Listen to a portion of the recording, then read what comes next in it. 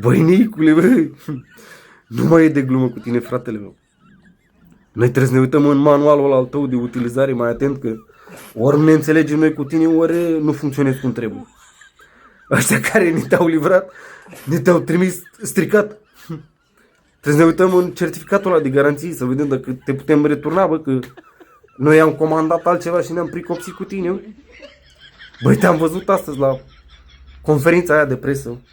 Iar te-au trimis ăștia în public, bă, ți-au învârtit cheița aia de 2-3 ori și gata.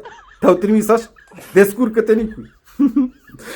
Numai acolo, în Republica Moldova, să ocupă oamenii de tine de ți învârti cheița aia la blană, că acolo funcționezi la capacitate maximă, dar aici nimic. Ai venit și cu pupitrul tău norocos și tu te-ai dat-o de gard, băi, avatarule, băi. Băi, ai avut o singură întrebare, bă, de la un reporter. Bă, una singură, una. Ai rezolvat-o în 4 cuvinte. Bă, nu se poate așa ceva.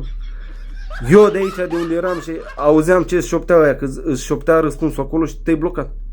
Până la urmă, au zis oamenii, gata, Nicule, du-te, tată, vezi de treabă, ești obosit, gata, ajunge pentru asta. Ce mi-a mai atras atenția la conferința asta de presă a fost faptul că mi s-a părut mie, sau sunt eu nebun, dar doamna von der Leyen a avut 2 întrebări, atât. Și pare că citea răspunsurile după foile alea. S-o fi venit cu lecția învățată sau s-o fi făcut o manevră între reporteri și ei acolo?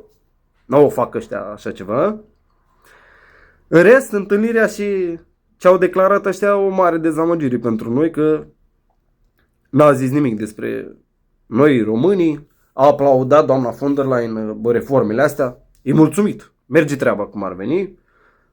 În rest, în armare, sprijinirea Ucrainei, susținerea Republicii Moldova și Rusia, cel mai mare dușman al nostru. Și portul Constanța, că e important pentru Europa. Atât. În rest, nimic. Băi, nenorociților, să vă chiși în freză.